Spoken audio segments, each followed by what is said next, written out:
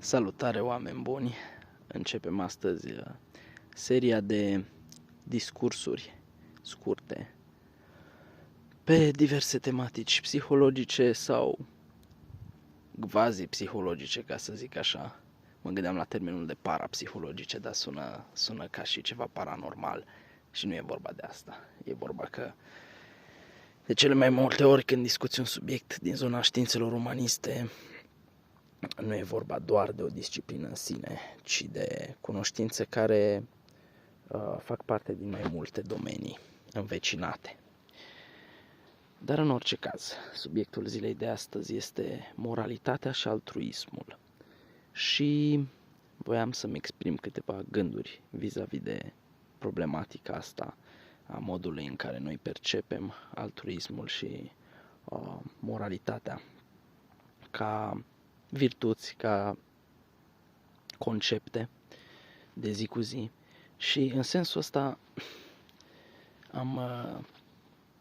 m-am gândit la un anumit aspect urmărind un podcast recent și dându-mi seama că întrebarea care mă îmbântuie mie conștiința în ultimele luni, de fapt mai mult în ultimele săptămâni, este fix aceasta.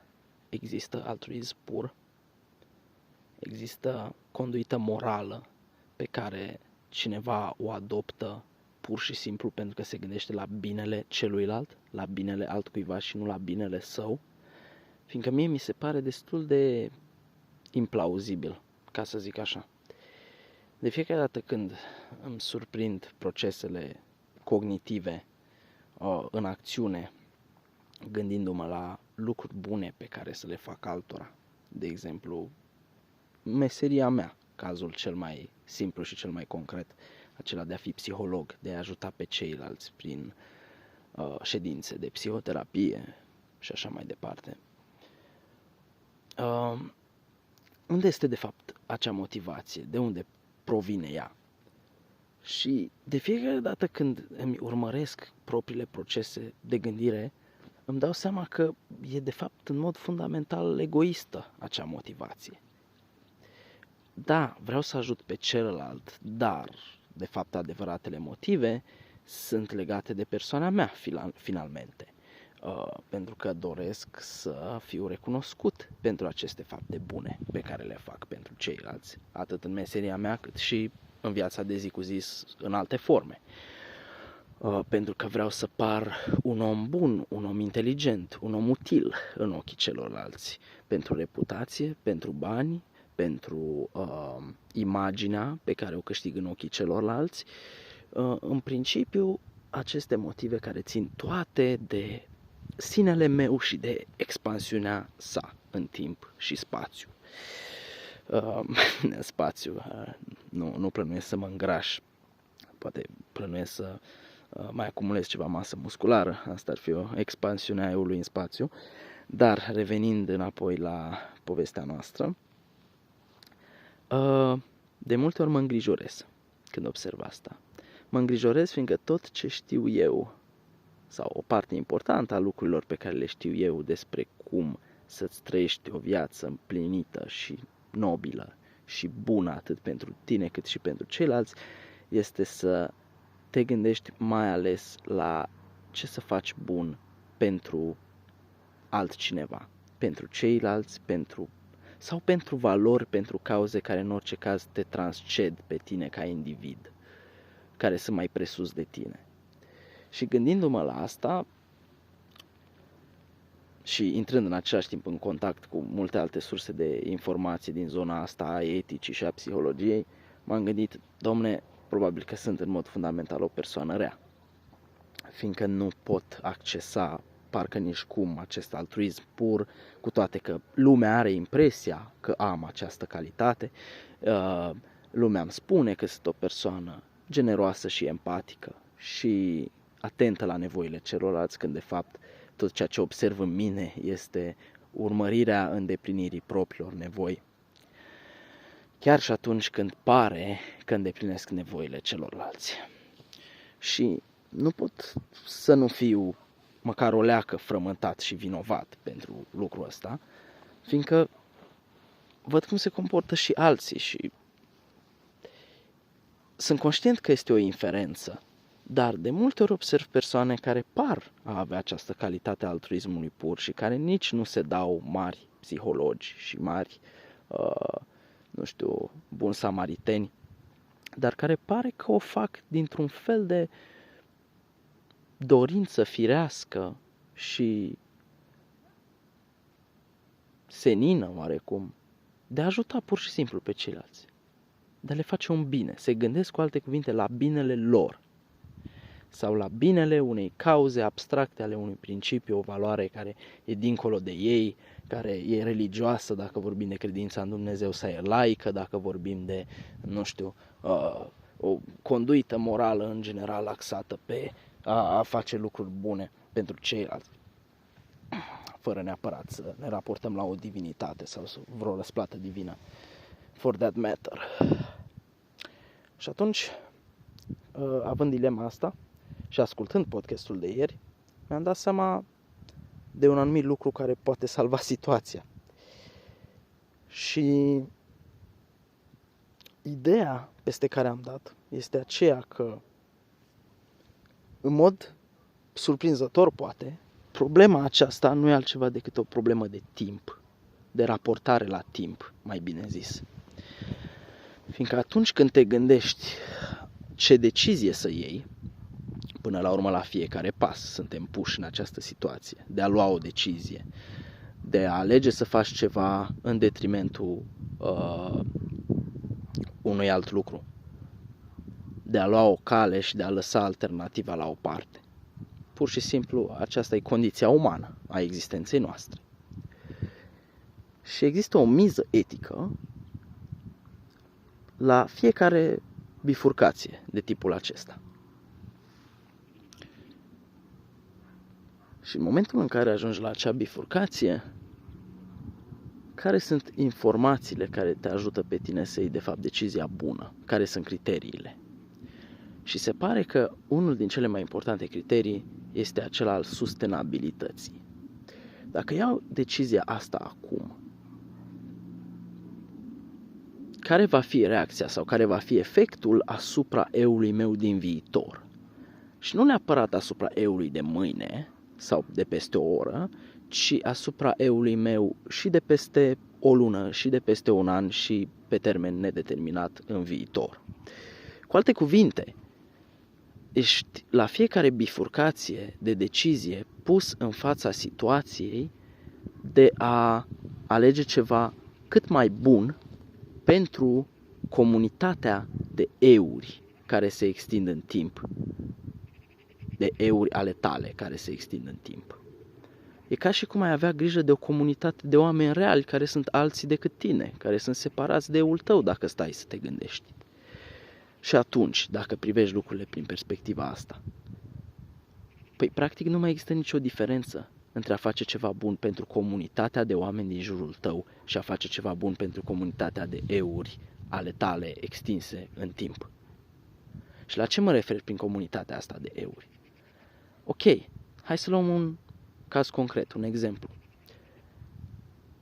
Sunt pus în fața situației de a alege să merg la bibliotecă și să-mi scriu raportul de evaluare a unui pacient pentru supervizare sau să merg și să-mi iau acea oră de duminică pe care o am de multe ori la dispoziție când intenționez să mă odihnesc și eu la final de săptămână și să mi-o folosesc bând niște bere pe malul Someșului și ascultând niște glume de la Norm Macdonald, unul din comedianții mei preferați.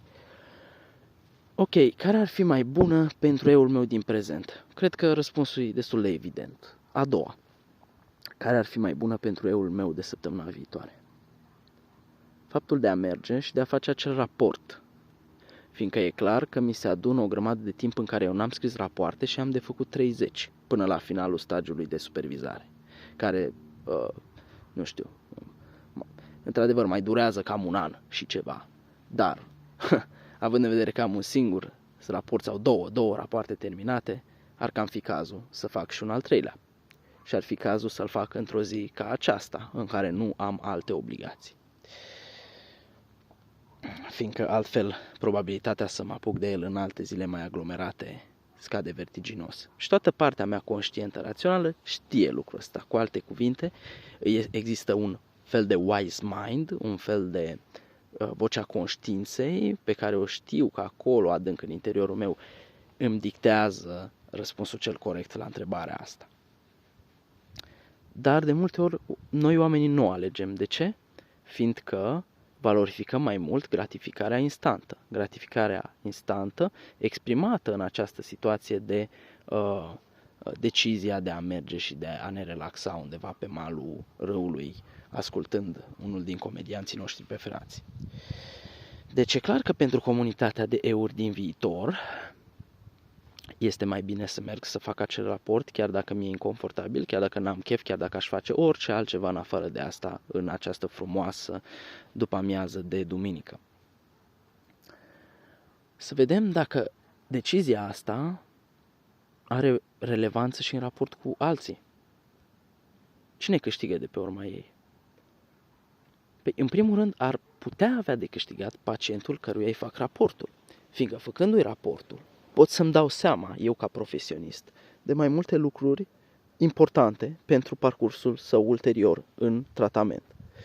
Pentru mai multe lucruri care mă pot ajuta pe mine în cazul că voi continua terapia cu el, să-i aduc acestuia mai multe beneficii.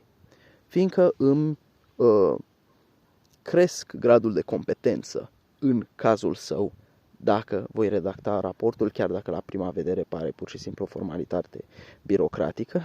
Eu am descoperit că de multe ori, scriind despre problemele și povestea pacienților mei, îmi dau seama mai bine și de potențiale soluții. Deci este mai bine pentru acel pacient.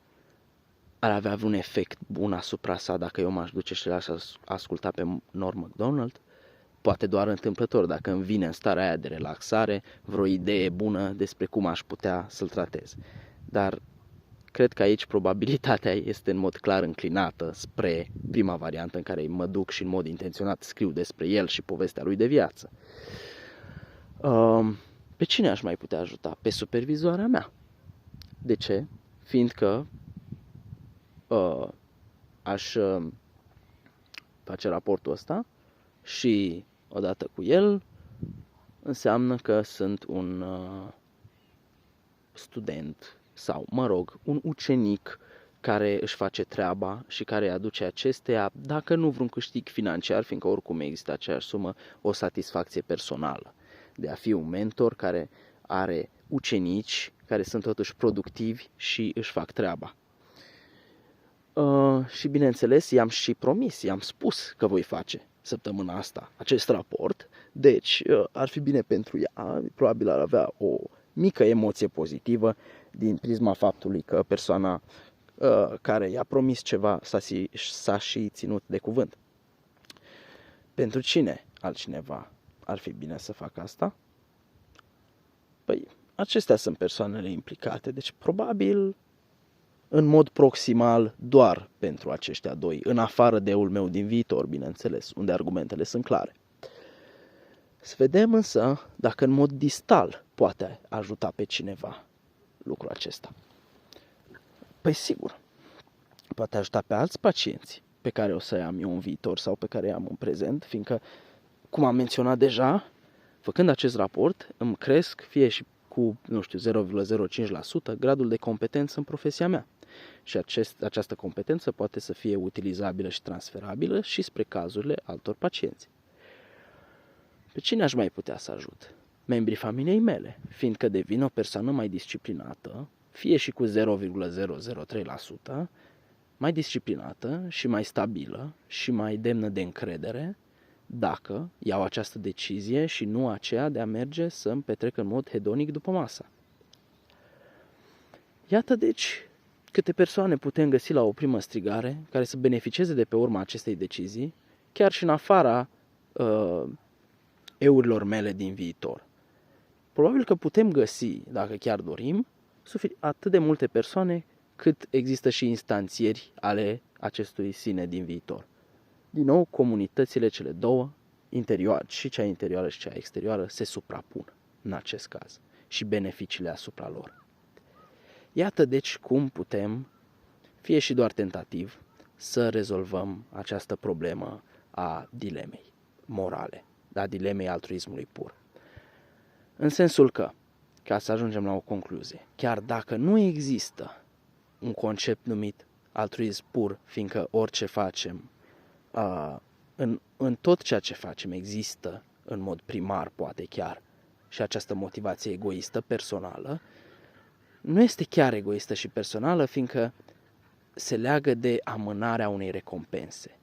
Este informată de binele ipotetic al unei comunități de euri din viitor. Și acest lucru face ca, de fapt, beneficiile izvorâte din acea faptă, din acea decizie, să se propage și la comunitatea reală de oameni din jurul tău.